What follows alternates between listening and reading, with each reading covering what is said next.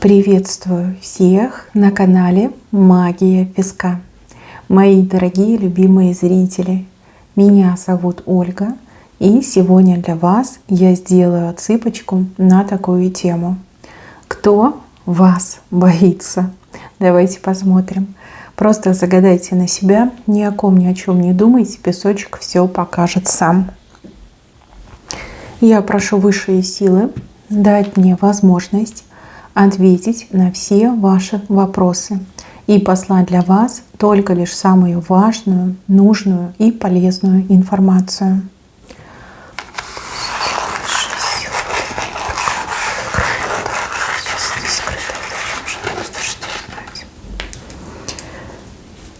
Так, ничего себе.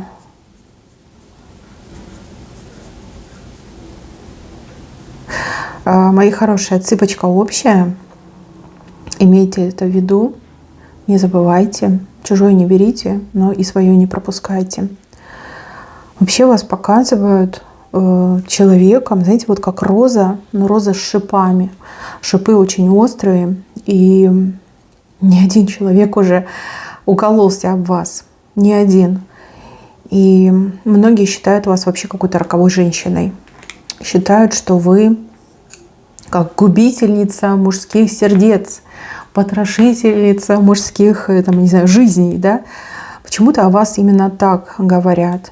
И мужчины боятся ваших реакций, боятся вашего вот взгляда. У вас такой взгляд вот прям испепеляющий, как говорится, взглядом можете пригвоздить, да, к стене. Мужчины, да, мужчины почему-то боятся вас, мужчины. Но вы что? Я не думаю, что вы такая. Я не думаю, что вы вот сердцеедка, да, что вы бедных мужчин губите. Как не показано, что вы специально что-то делаете. Возможно, у вас есть претензии к мужскому полу, да, вы мужчинам не сильно верите. Ну, были, да, в прошлом моменты, которые вас вот прям научили. Но с другой стороны, вот прям мужчины побаиваются вас. Может, у вас такая репутация, да, что вы мужиков об колено ломаете, да, с вами там не зашикуешь. Вы требовательная, вы знаете, чего хотите, вы ошибок не прощаете. Но вот, да, роза с шипами, с огромными шипами. Роза невероятно красивая, манкая, но шипы, да, мужчины вас боятся. А может быть, вокруг вас просто слабаки ходят и поэтому боятся. Еще я вижу, что вас очень боятся ваши враги. Враги, причем неважно, кто это, мужчины, женщины, вот боятся вас. Почему? Потому что вас ничего не берет. Все их негативные посылы в вашу сторону как будто бы вас еще сильнее делают. Вот желают вам всего плохого, либо пытаются козни вам строить, но вас ничего не берет.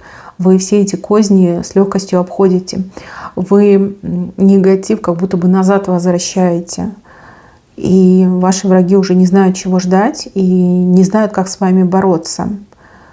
Умные люди, ну, среди ваших врагов, уже давно от вас отстали и вообще боятся смотреть в вашу сторону. А вот глупые боятся, но все равно продолжают. Ну, ждут, пока бумеранг прилетит. Ждут. Сейчас я хочу еще на картах посмотреть, почему. Хочу посмотреть, во-первых, почему вы роза с шипами, почему мужчины вас боятся. И также хочу посмотреть про врагов. Почему так случилось? Вот вы думаете, да, почему мужчины не подходят, не знакомятся? Ну, либо какой-то прям биомусор подходит. А потому что боятся, вас боятся. У вас то ли какие-то разговоры ходят, да, что вы роза с шипами, что вы любого мужчину одолеете. Ну, сильная женщина, ваша бланка вышла. Сильная женщина. Так, проблемно с вами общаться, да? Проблемно. С вами тяжело общаться. Почему? Потому что вы требовательная, потому что вы на пустые слова не реагируете. Вы, ну, мужчин насквозь видите, я так понимаю. Чтобы с вами общаться, либо быть на вашем уровне, нужно, конечно, очень сильно постараться. И нужно соответствовать, да, вести себя, иметь привычки, быть нормальным и адекватным человеком. Почему-то считают, что нужно быть, вот чтобы с вами быть, нужно быть дрессированным псом. Но на самом деле я не думаю, что это так. Скорее всего, вы просто нормального мужчину хотите. Ну, то есть взрослая женщина знает, кто ей нужен. На меньшее она не согласится. А мужики из обиды, скорее всего, да, обиженные, они начинают распространять о вас всякие небылицы, что вот она такая гордячка, вот она такая острая, колкая, ей не угодишь, там снежная королева и прочее, прочее, да. Скорее всего так. И теперь давайте на ваших врагов посмотрим, что там с вашими врагами. Почему вам все время клевер выходит? Вот скажите мне, пожалуйста, почему клевер выходит? Я уже заметила, постоянно выходит клевер. Так, враги. Но считают вас опасной, считают, что вы бьете наотмашь и что вы вот все про всех знаете. У вас то ли какое-то чутье, то ли сами вы немножко не от мира сего, да, ведьмочка. Вы человек под защитой, но человек, который и сам вроде как магию какую-то создает. Что понять вас сложно, а бороться с вами невозможно, потому что все назад возвращается, и как сторицей возвращается. Что не могу понять. Еще говорят, что вас какие-то люди защищают, что вы, может, чья-то любовница, да? Но это все как бы ваши враги говорят. Что вы соблазняете, что вы семьи разбиваете и всегда уходите от ответственности, да, перекидываете ответственность. Почему-то еще было так показано.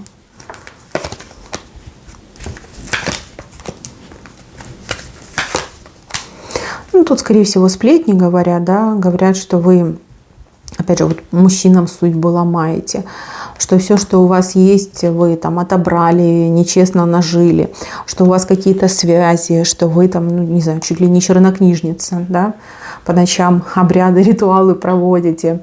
Уже не знают, я так понимаю, что они не знают, как реагировать на вас, потому что прилетает, да, даже за помыслы дурные против вас прилетает. И люди уже не знают, что придумать, на что списать свои неудачи, либо чем объяснить, почему на вас негатив не ложится. Я не хочу никого пугать, вообще это не мое, да, кого-то пугать, либо какие-то вот вещи такие говорить на публику. Но вот честно, на кого-то делали негатив, причем, ну, достаточно мощный, но оно не сработало. Вам хоть бы хны, да, ну, конечно, какой-то, может быть, и пошел легкий налет, но, тем не менее, не сработало, как было заказано, либо как было сделано. А у этого человека какая-то беда, да, произошла, либо горе в дом пришло, и человек там просто с ума сошел. Человек не смог себе объяснить, да, почему с вами ничего не случилось, почему с ним все плохо случилось, да, вот как-то так не идет. И там уже не знают, что придумать, такую ересь говорят, что и слушать не хочется. Я хочу посмотреть, почему на вас негатив не ложится. Почему?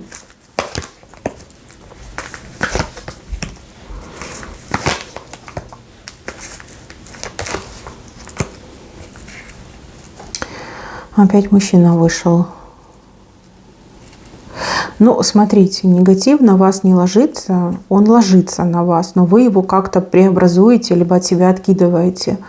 То есть вот как птица, да, струсила с крыльев и полетела. И еще я вижу, что тут явно как-то ваш род замешан, какой-то мужчина в вашем роду был. Мужчина, который, ну, либо его заговорили в свое время, да, есть такие очень сильные заговоры, и его заговорили, и все, кто по его роду идут, те той защитой обладают. А может быть, у кого-то еще отыграется, что какой-то мужчина за вас вот прям в реальном времени постоянно молится. Молится, и эти молитвы от вас беду отводят. Но и сами вы непростая женщина, непростая. А вот эти ваши враги, они всего лишь маленькие мыши, они ничего не могут вам сделать. Нет такой магии, которая бы вам навредила, либо вас погубила. Легкий налет вы можете ощущать, да, там не здоровится, либо икается, либо кожа красной становится, там спотыкнуться можете. Это легкий налет, да. А то, что вам желают, оно прям очень страшное. А желают вам, потому что вы слишком крутая, потому что вы слишком независимая, потому что люди так, как выжить не могут, они не понимают, да. Они вас боятся, они считают, что вы вот, ну не может быть, да, чтобы человек был таким сильным. Что-то не так, что-то не то.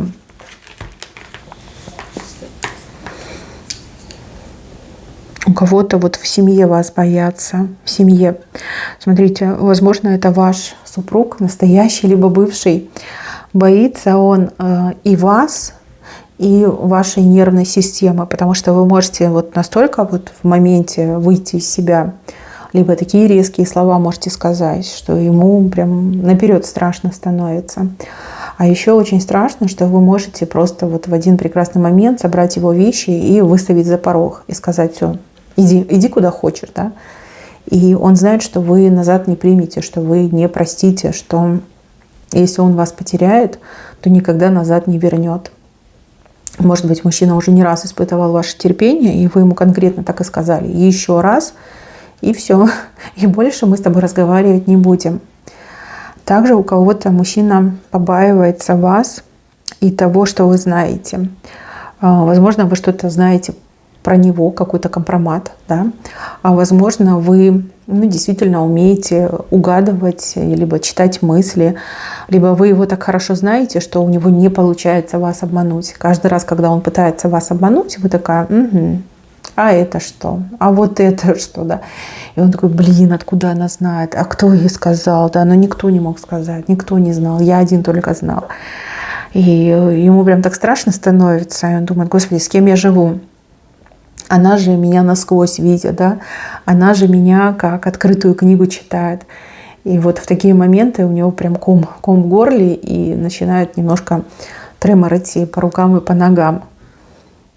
Конечно, он вам в этом не признается, хотя кому-то и признается, но тем не менее это происходит. В семье еще вас могут бояться родственники. Не могу сказать степень родства, но вы обладаете волей, и у вас такой вот прям характер, он строгий, но справедливый, да? Вы не поощряете глупость, вы не поощряете вранье, вообще терпеть не можете, когда люди врут. И еще вы против тунеядства, да? Когда люди такие: ну типа я не хочу, я не могу, я себя ищу, там с работы не получается. Для вас такого нет, потому что у вас всегда получается с работой. Вы понимаете, да, что человек просто не хочет, да, не хочет. Расслабил булочки и наслаждается жизнью. И вас, конечно же, это раздражает. Вы этого человека всегда на чистую воду выводите. Человек говорит: вот я не могу устроиться на работу. Вы говорите: нет, ты просто не хочешь работать. Там человек говорит: я не убрался, потому что у меня что-то болит. А вы говорите: нет, ты просто ленивый человек, поэтому ты и не убрался. Да? Вот за это не любят, и за это как и боятся, что вы разоблачаете. То есть вы не будете там ходить вокруг да около и говорить: ой, да, ты такой несчастный, ты там больная, либо болеешь. Вы сразу правду матку в глаза рубите, что ленишься, что ты не хочешь работать. Ты просто вот тунеядством занимаешься, да, как тунеядец живешь. Почему-то так мне идет. Так, на кого-то еще на работе боятся. Но на работе вас боятся за то, что вы честно работаете, за то, что вы много работаете, за то, что вы профессионал, за ваши знания, за ваши способности вас боятся. Боятся, что вы можете, например, вот подсидеть, да, что могут там вышестоящие люди увидеть, насколько вы профессиональны, что вы можете там, не знаю, несколько человек одновременно заменить, либо работать за несколько человек и даже не будете уставать. Что есть вот люди, которые просто штаны протирают, да, на работе. У кого-то еще на работе боятся те, кто хочет либо воровать, либо каким-то саботажем заниматься, либо тот, кто не вытягивает свою работу. Да, вот у человека нет знаний, но человек там из себя умного либо умную строит, а вы можете раскусить этого человека. Да, вы прям конкретно можете указать, что это человек не понимает, да, свою работу, что попало делает, ошибки делает, да, вот этого боятся. Если вы там своим делом занимаетесь, то, скорее всего, у вас ваши конкуренты боятся, потому что у вас действительно способности, у вас талант, вы очень креативный человек, вы всегда что-то такое придумаете, что потом за вами все повторяют, да? Сами люди не способны на такую креативность, на такие мысли, да, высокого полета, и только лишь за вами повторяют. Конечно, им хочется вас догнать, а желательно еще и перегнать, но ваши способности таковы, что догнать вас не получается. И эти конкуренты, они всегда вот в хвосте плетутся, завидуют, конечно, ну и боятся, что вы там, не знаю, всех клиентов заберете, уведете. Хотя это нереально, да, возможно, вы работаете с определенными людьми. И опять же, если вы работаете сами на себя, то вы не можете объять необъятное. Но люди недалекие начинают бояться. Боятся сравнения, да, потому что эти люди проигрывают в сравнении с вами.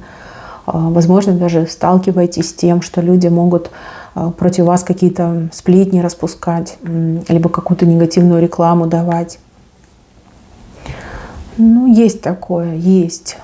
Боятся. Но, что самое интересное, вас очень много людей любит и уважает по-настоящему. И даже если люди не приходят к вам и об этом не говорят, ну вот в лицо, в открытую, там, что «Ой, мы тебя любим, мы тебя уважаем», все равно это есть повсеместно. Очень много людей к вам хорошо относятся, с теплотой, с добром, ставят вас в пример, сами на вас равняются, хорошие отзывы по поводу вас дают, уважение идет, да, вот почет, уважение идет. Не все об этом, правда, говорят, но это есть, и это прям факт. И близкие, и не близкие, и те, кто вас знает, и те, кто понаслышке вас знает, да, очень много вот позитивных эмоций в вашу сторону. Просто негатив, он как лежит на поверхности, да, и он настолько оттеняет позитивные моменты, что его всегда замечаешь в первую очередь. Еще я хочу вам сказать про женщину. Она то ли в разводе, то ли она вдова. Но у нее был мужчина, сейчас этого мужчины нет. Эта женщина, она что-то с вашими фотографиями делает. И мне не очень нравится то, что она делает. Эта женщина вас в чем-то винит. Вот она считает вас в чем-то виноватой. Какая-то вот вина, по ее мнению, на вас лежит. И эта женщина очень деньги любит. Очень. Прям обожает. Деньги для нее все. И я вижу, что у этой женщины скоро какая-то вот оказия в жизни произойдет, да, что-то нехорошее случится. И вижу, что эта женщина начнет прям голосить и винить вас. Даже, знаете, как попытается вас подставить. Мои хорошие, я так вам скажу, эту женщину не трогайте, потому что это еще то говнище, да, вот тронешь и будет вонять, долго будет вонять, да, не пачкайте об нее руки. Я вижу, что судьба сама вас разведет. И эта женщина в таком месте окажется, что уже не до вас будет, да. Просто, знаете, как перетерпите ее, эти истерики. Может быть, ей прилетит, да, за то, что она вас просто так обижает. А может быть, там уже, знаете, накопился целый букет. Собрался, вернее, целый букет. И вот с этой женщиной разведут вас. Разведут уже раз и навсегда. Вот просто не обращайте внимания. Игнорируйте эту женщину. Да, именно так показано. Так, мои хорошие, на этом все. Берегите себя. Всем спасибо за внимание. Всем пока-пока.